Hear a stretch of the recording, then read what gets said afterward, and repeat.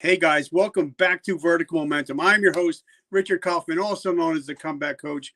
Guys, they say sometimes don't ever meet your heroes. That's bullshit.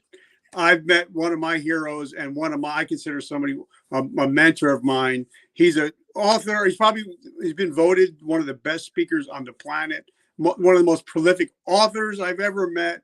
Has a star on the Walk of Fame. He's done it all. He's a father to an amazing young man.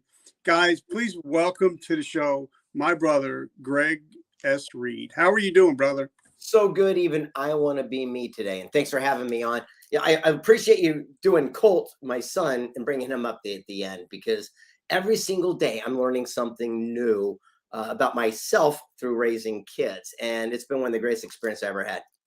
Now, I got three children, and they're the reason why I do what I do. And I got to say, the first time we ever talked on the phone was when you called me on Father's Day to wish me happy Father's Day, and that really touched my heart. And that's when I knew I would do anything for you. So, how are you doing today? What's going on in Greg's land? Well, things are going well. I'm in beautiful San Diego, California. The sun's still shining. We're getting ready for the holidays. And I got to tell you, things are definitely in flow, like you and I were talking offline. It's kind of cool when the planets start aligning. But again, people don't see the 10 years of legwork and laying the foundation until it comes to be. And it seems like so many times we celebrate all of our successes, but we don't focus on the setbacks that we had, which is a good idea. What we want to do is learn from them and not really dwell on the past. But I want to stay on my son Colt, because I just learned a great aha, and I want to share with you. And I don't know if you and I talked about it before, but I want to share with the audience. Can I share one son story that completely changed my life? This is your house, brother. Okay, you're gonna like this. I was doing a podcast just like this with an amazing woman, and she asked me a question. She goes, do you pay your son an allowance to do things he doesn't like to do around the house, like make his bed, pull weeds, do laundry? I go, yeah, absolutely. I want him to learn the power of respect, of money. She goes, stop. She goes, that's a shame. I go, what? She goes, you're ruining your child for the rest of his life. And as a student mindset, I said, teach me. And she goes, think about it. She goes, you're training your son from the earliest of mindset, the earliest of memory. The only way to get paid money is to do something he hates.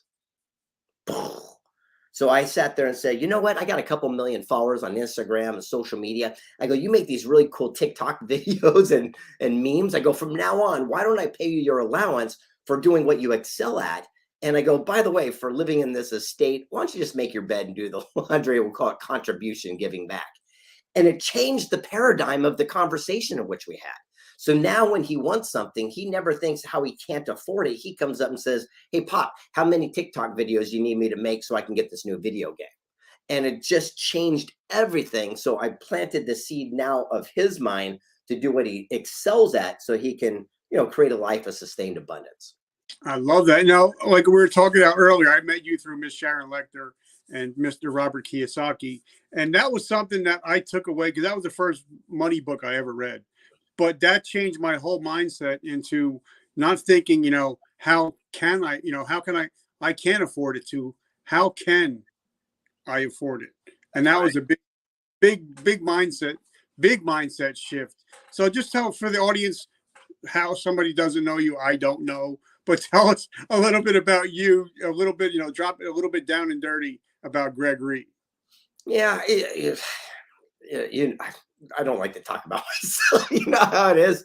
But for those who don't know me, I'm the least qualified guy to do what I do. I'll tell you right now.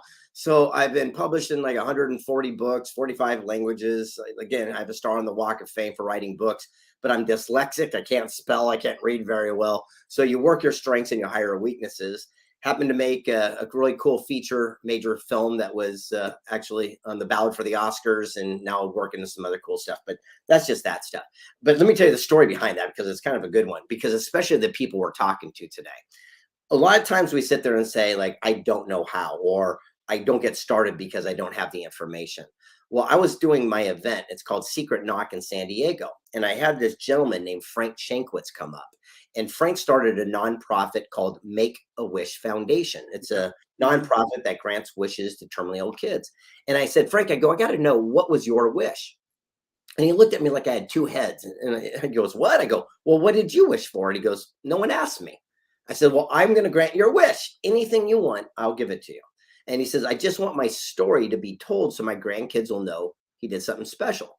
And it took me 6 years of trials and tribulations of Hollyweird, California.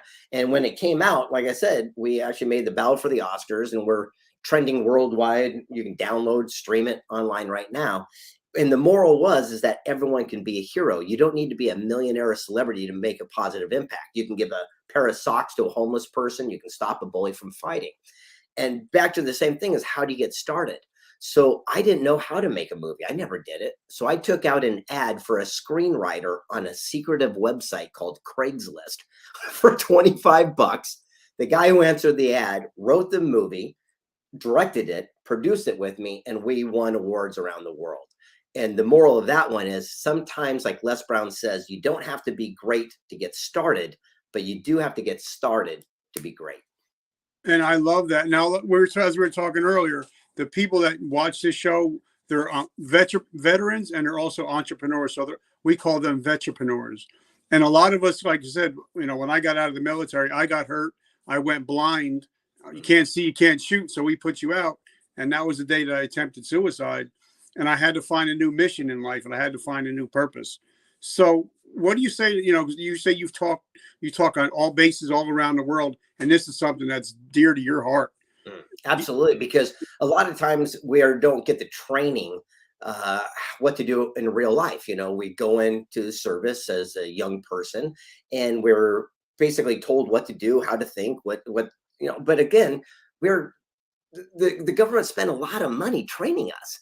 And I think a lot of that is translatable, and we don't give ourselves that credit for it. So, for example, a lot of the people that are working for me right now are actual retired veterans, because it's gold. The government spent all this money training them. I want to implement that and bring it to my own sphere of influence. So what we got to do is stop looking at what we can't do and start looking at what we can do, what is possible. And the secret of all this is to work our strengths and to hire our weaknesses, or to collaborate on our weaknesses. For example, if someone comes out of the military and they're a officer and they're very great at organizational skills, they ran, $1 billion in inventory or what have you, well, I want to bring them into my circle. But what I'm going to do is bring in a top sales guy who knows how to go sell the product. I'm going to bring in a great marketing chief that knows how to get awareness, and then let that person do what they do best to make the supply chain flow. And that's what we need to start looking at. Look, someone might have an idea for a cool logo. Another person screen prints in their garage, and another person makes website. Come together as a trifecta and start a new clothing line, and together amazing things can happen. And I didn't start taking off until, we have a lot of mutual friends like Mr. David Meltzer and people like that. But I didn't realize, like you're saying, I'm great at building relationships. I'm great at interviewing people. I suck at graphics. I suck at marketing. So I had to hire people that can do it, and they say, if you don't know what you don't know. So hire people that do know. Right. Well, let me share. When I did this first book, it's called The Millionaire Mentor. You write something called the query letter.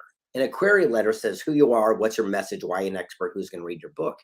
I was turned down by 268 publishers, agents, and printers in a row. Because again, I'm dyslexic. I can't spell. It was It was a train wreck. And then finally someone said, we'll do your book. We just need you to get a ghostwriter and change the title, the beginning, the middle, and the end part. And I didn't take it personally. Other than that, you're good. Right. I let them work their strengths. I did my gift of gab, and it came out and became a juggernaut. So much so that one quote from this book was shared 37 million times. You've probably seen this quote on coffee mugs and t-shirts. You just didn't know it was from this. It says, a dream written down with a date becomes a goal broken down becomes a plan, and a plan backed by action makes your dreams come true. It's been shared 37 million times from a book that was turned down 268 times in a row. The moral is, we got to never let another person or ourselves talk us out of what we know to be true.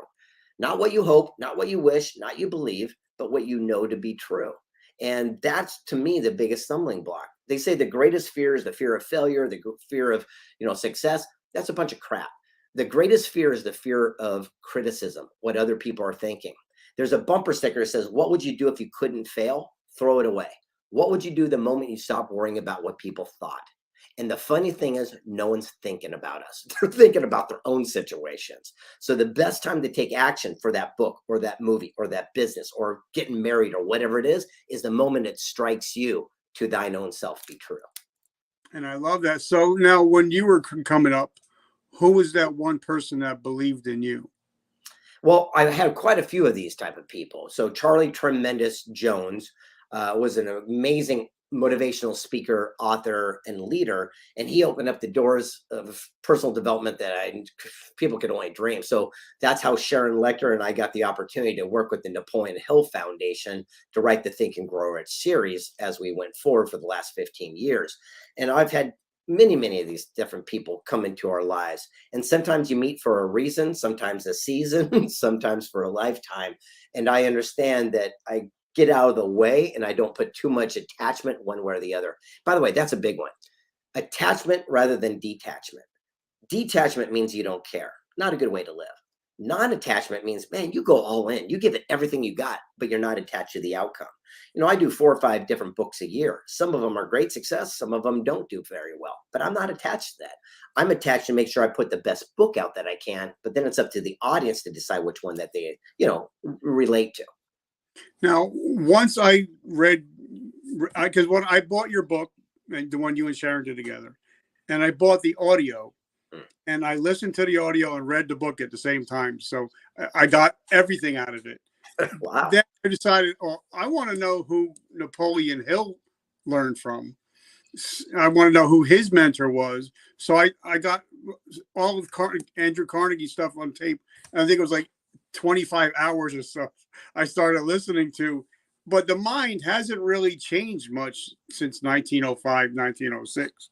Yeah, the principles of success and mindset are the same it was. And by the way, General Ayers was the big mentor he had. That just understand that was the real person. And it was really interesting of going through the entire journey of Napoleon Hill. And for those who don't know that, in 1908, Napoleon Hill was given this letter by Mr. Carnegie to go meet all of his friends and write the first ever formula for success, which came to a book called Think and Grow Rich.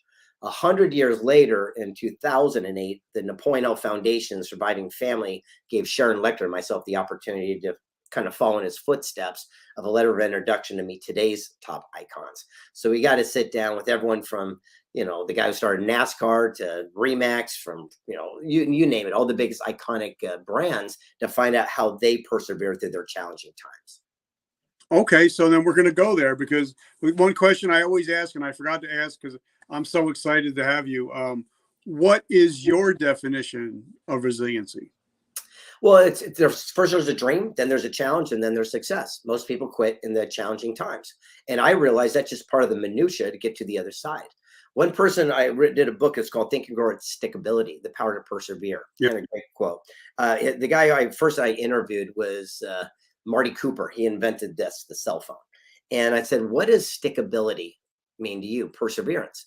And he said, stickability has to be parallel with flexibility. He says, if you're not willing to adapt and adjust, you get stuck. And he told the story about a spider monkey. He said, in the rainforest, it's so quick and nimble, you can't harpoon it, spear it, catch it, it's too quick. But one hunter figured it out. He took a heavy log, drilled a tiny hole, dropped a peanut inside, left it at the base of the jungle. The monkey would smell the nut, come down from the treetop, reach his hand in, grab a hold of the nut, and his fist becomes so big he can't pull it back out, anchored to the log. All he's got to do is let go, but he holds on with dear life, thinking that nut is nutrition. The hunter comes by an hour later, captures the elusive spider monkey. The question is, are we holding on to our own nut right now? But it could be in the form of that job, or the past, or the fear, or what we don't have, or guilt, or remorse. And what we're holding on with dear life, thinking it's saving us, could also be the thing that's leading to our own demise right now. Sometimes we have to have the courage and the fortitude to simply let go, adapt, and adjust so we can live to fight another day. I love that. So when you go and talk on these bases, and I'm sure, because I know you're the kind of guy that you'll go out into the audience and just talk with everybody, let everybody ask you questions. What are some of the things that you're hearing from the soldiers that are coming back? What are some they Yeah, do. people want to do something grand. They want to do something spectacular. They just don't know how to get started. So the secret is to seek counsel and not opinion. So I'm going to say that, and it comes from 3 Feet from Gold. Seek counsel and not opinion. Counsel is based on wisdom, knowledge, mentorship. People have already paved the way, where opinions based on ignorance, lack of knowledge, and experience. So if you want to write a best-selling book, as an example, if I go to my family friends, they're going to try to talk me out of it to protect me because I'm dyslexic. They know I can't spell and they've never written a best-selling book. But if I go to Jack Canfield, who wrote Chicken Soup for the Soul, he's going to say, Greg, sit down. Here's what you need to know, and give you counsel based on wisdom, knowledge, mentorship. If we would spend our activity only seeking counsel and ignoring people's opinion, that's the day, that's the moment your life will change. I love that. And I think, because some people, I get a lot of people that ask me, well, how do I get mentors? And for me, we try to provide value to them first before asking for anything. So Sure. Person and here's a big newsflash. Surround yourself with people you have respect for, not you have influence over.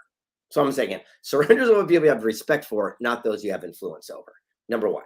Door number two is you should have multiple mentors in your life. And there's a difference between a mentor and a coach. Let's be very clear. A mentor is an unpaid, older, wiser person who's gone one step ahead of you, who can guide you along the way. A coach is someone you might hire to kick you in the tail to keep you on track. They're two different people. And we should have multiple coaches and mentors. So I've got a great tennis coach and mentor that teaches me my backhand, but I'm not going to ask him about my public speaking talent. I'm not going to ask my writing coach anything about how I'm going to go ahead and do financial literacy. I make sure I surround myself with the very best who are getting the results I want in the chosen field, and I ask them. For example, when I wanted to be a best-selling author, when I went to the bookstore, I bought every best-selling book. I didn't go to the best written book section. I don't want to be a great writing author. I'm dyslexic. So I went to the best sellers and asked them how they did it. There's a big difference between writing a book and selling a book. Let me be very clear. So I want to know exactly the process and the system. I asked them, and here we are today. And that's one thing that Robert always talks about. He's like, I'm a best-selling author. I'm not a best writing author. So exactly what you're talking about. I truly love that. Now, one thing I know about you, you're busier than a one-legged man in an ass-kicking contest. But I believe, like, Mr. James Clear wrote in his book, Atomic Habits, that we're 40 to 60% of our habits. And I think and they say if you rule your nighttime ritual and your morning ritual, you rule your day. So what are your morning and your evening rituals, and how does it rule your day? Well, I end and I begin the same way. Dave Meltzer, so when you mentioned earlier, it's all about gratitude. So what I do is I say thank you and good night. And when I wake up, I say good morning and thank you. That's how I start and end my day every single day, always, just for the record, because I do have gratitude. Because again, how many people have died in foxholes in foreign land wishing they could have these simple opportunities that we have today? So when I have my challenges and trials and tribulations in business and finance, I don't ever complain about it. I don't whine about it, because I'm very grateful for the opportunity to even have these struggles. So I have that type of mindset where I live in a state of constant gratitude, because again, right now we have the most opportune moment of existence on this planet to be alive. And I believe that we owe it to those who suffered before us to take the most advantage possible, so we can leave it behind and pass the torch to the next generation.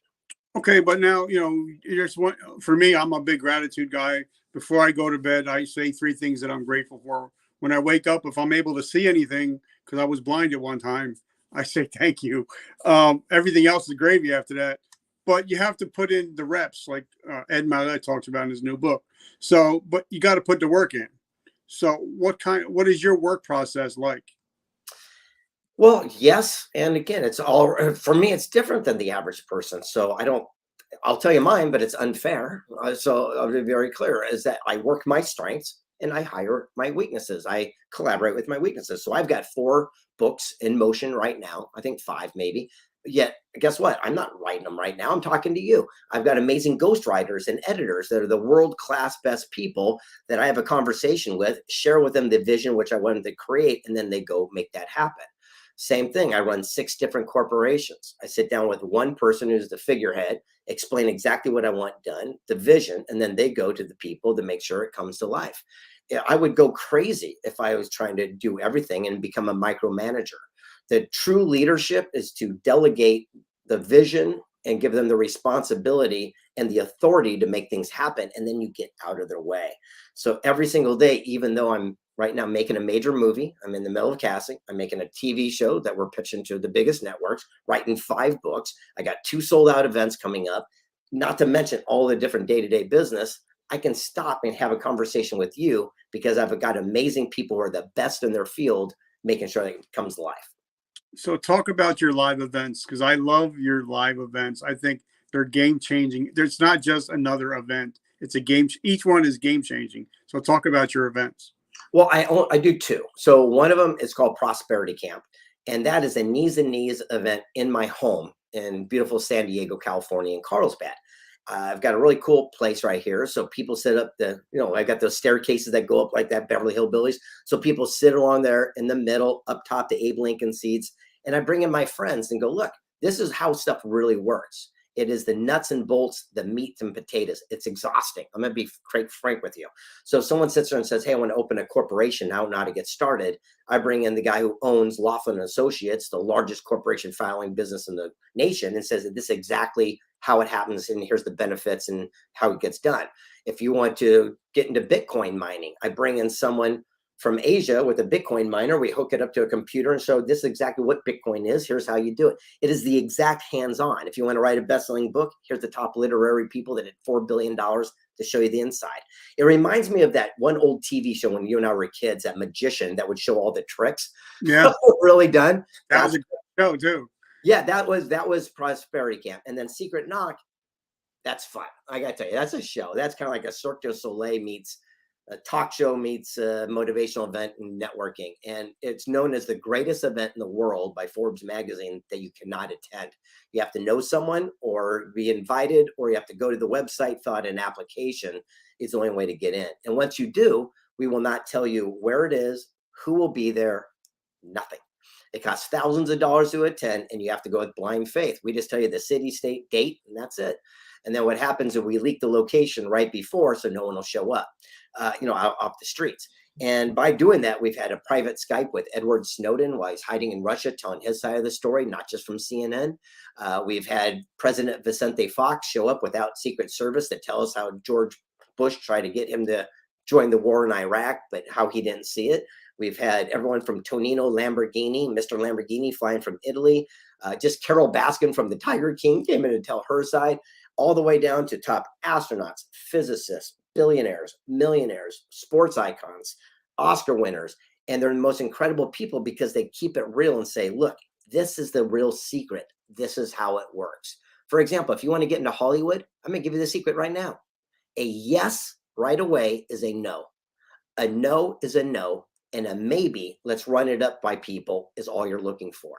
And for myself, when I did my movie, I wasted years of my life because I go to Hollywood and they go, yeah, sounds good, baby. We're going to make you a star. Let's get you a bunch of money. And that was actually a no. But I believed it because I grew up in a normal civilization where a yes was a yes. But a yes right away is a no. Someone saying no is a no. But if someone goes, hey, that's a good storyline, let's go ahead and get a meeting together with a studio to see if that flies and they can bring that into their database. Well, all of a sudden, that's an opportunity. If I would have learned that one little secret, I would have saved 5 years of my life. Secret Knock is just accumulation of all these little secrets of how things really work. I would eventually love to go and hang out and learn, because you know me, I'm one of those guys. I soak up knowledge, but whatever you tell me, if you say this is what needs to be done, I'm gonna do it. I'm that kind of guy. Tell me what to do, I'm gonna do it, and I'm not gonna just think about it. But let's just do it. See, this is the same thing. We don't think about it. Do it. Come hang out with all these people that you're talking to in the interview and have tacos with them and get to know them. So the next one is March 21, 22, 23. We're 6 months out. I think we have like less than 20 tickets left, and we're going to be sold out 6 months early. This is it. Just when I'm done, send me a DM, and people that want to learn about it, go to secretknock.co and fill out an application, say you saw it here, you want to come play. That is the key, taking action. It is the action in the law of attraction that makes your dreams a reality. Think it, feel it, do it. Wow. I've never heard anybody put it that way before. That's awesome. Now, say if you're a guy, you get out of the military, you do a career, or you only do 4 or 5 years, and you want to get into entrepreneurship, but don't know where the hell to start or what to do. What would be your advice? A couple of steps that they can take to maybe start getting some clarity. Well, it's only one, actually. Surround yourself with people that are getting the results you want. Again, if you want to be a best-selling author, reach out to best-selling authors. If you want to start a clothing line, reach out to somebody who's the top in that industry. If you want to do something, that is the secret. Look, again, the reason why we did Secret Knock, because I got so frustrated people asking this exact same question. So if you want to start a clothing line, we bring in the founder of UGG Boots. If you want to start a board game, here's a guy who did Pictionary. If you want to start a nonprofit, here's a guy who did Make-A-Wish. Go to the front of the line. Stop asking people and surrounding yourself with people that don't know what they're talking about. And here's a newsflash. The most successful people are the most available. I'm going to say it again. The most successful people are the most available. It'll blow your mind how available people are. And the way you open up the door and get direct access to them is called, are you ready for this one? Specificity. I don't know if I say it right because I'm dyslexic, but you get the concept. Be specific. And it works like this. No one wants to have their brain picked. No one wants to go to lunch with you. They don't want to have dinner. They don't want to coffee. They don't want to have a meet. Trust me, they just have no time. Compare that to me, and I want to reach the founder of, Showtime Television, and I'm working on a book called The Millionaire Mentor. I'm going to reach out to Jules and say, Jules, I need 12.5 minutes of your time. That is all. From the moment I walk in till the moment I leave, I'll start a stopwatch. It'll be 12 minutes. I'm going to ask you one simple question. What's the power of mentorship? And shut up. The chance of that person coming from their office down to the break room to meet you for that is so specific that the chances are it's 90% they're going to do it. But most people sit there and want to talk their brains off. It's the same concept. If I get off stage and there's 10,000 people, there's a long line that want to take pictures and have you sign books, which is amazing. And they say the nicest things. How can it be a contribution? How can it be a service? How can I work with you? I don't have 30 minutes for a resume check. There's long people. Compare that to someone who pops up and says, dude, loved your talk. I went to your Instagram. You got 2 million followers. I make really kick-ass memes. Let me send you one. If you like it, maybe you'll use me. 8 seconds. I know who you are, what you do. You got my cell phone. We're in contact. See the difference? I think that right there, what you just said, is the ultimate game changer for me and for other people, my other entrepreneurs. So, brother, I just want to say thank you. I'm truly humbled. And when I say I'm humbled and grateful, I mean it. It's not just wordplay. We've gone back and forth a bunch of times. So I just want to say thank you for everything you've done for me and for mentoring me. Yeah. You're one of the good guys. It's so interesting out there. A lot of people do things for selfish reasons, and you're constantly doing it to give back, to share. And you meet somebody and you just want to share your friend with other people. And that's coming from a place of humility, but more importantly, of leadership. And you have that student's mind. And I want to share one simple aha I've learned this last couple of years that changed my existence of how I look at things. And maybe it'll help the audience. I'm being told to share this. What if God, the universe, granted every wish and every prayer, but we didn't like the packaging, so we sent it on its way? God, I need $100. Please, Lord, send me $100. I'll do anything for $100. Your neighbor pulls up. He says, hey, man, my pickup truck, I just picked up all these aluminum cans. Why don't you take them off my hands, cash them in? They're probably worth $100. I don't want those stinky things. Well, you asked, you prayed, you threw it out. It was given to you, but you didn't like the packaging, so you didn't accept it. What's the chances of the next time you hoped, wished, or prayed that being fulfilled? Probably not, because it'd be like a kid asking for something, you give it to them and not having respect or appreciation for what you gave them. So that's where that saying comes from. Be careful what you ask for, because you might just get it. And it's accountability and responsibility for every single thing that happens, good or bad. It's your fault. Stop casting blame. So, for example, there's a thing called CPC. Clues, patterns, choices. If I learned anything, if I go back time, this is the only thing I wish I would have learned when I was 20. CPC, clues, patterns, choices, accountability. I go out on a first date. I'm a single guy. The woman's wonderful, but she's 20 minutes late. Anything could have happened, traffic, babysitter, whatever, but there's a little red flag. That's a C, a clue. I like this woman. I keep dating her. Every time for the next 10, 15, 20 dates, she's 20 minutes late. That forms a P, which is called a pattern. Now it's my C, my choice, whether I deal with it, I yell at her, I break up, I tell her a different time, but it's not her fault. She's just late. Stop trying to change people to fit in your own little world. No one wants to be changed. But we'll see someone with a bad reputation in business. They cheat your best friend. You do business thinking it'll be different. Things go wrong. You're mad at the person. You saw the clue. You saw the pattern. You made the choice. It'd be like seeing a rattlesnake rattle, bite your kid's sister. You pet the snake, get bit, and you're mad at the snake. Looking back in life, rarely will we be angry at relationships that failed or negotiations that fell through. We're mad at ourselves because we stayed in too long. We saw the clues. We followed the patterns, but we made our choices late.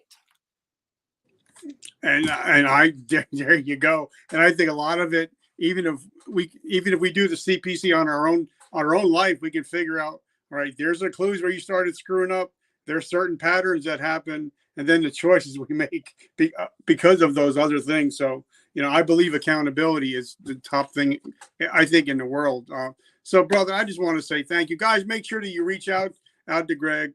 Make sure when you do search him, go to Greg S. Reid, because there is an amazing football player out of Canada named Greg Reid. So this Greg is not playing football in Canada.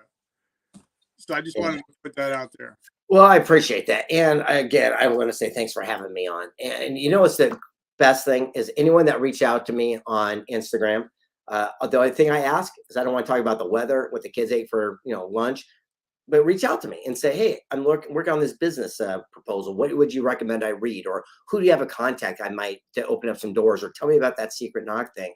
Just come to me directly, Greg S. Reid on Instagram, DM me. I promise it goes right to my phone. There's no screeners. There's no receptionist. And I will return 100% of everyone that reaches out. Thanks for having me on, champion. Until we meet each other face to face again, eye to eye, keep smiling. I love you guys. And remember, guys, vertical momentum, the only way to go is up. And you guys make the decision. You could be a victim or a victim today. All right, guys, I love you. Greg, have an amazing week. Ciao.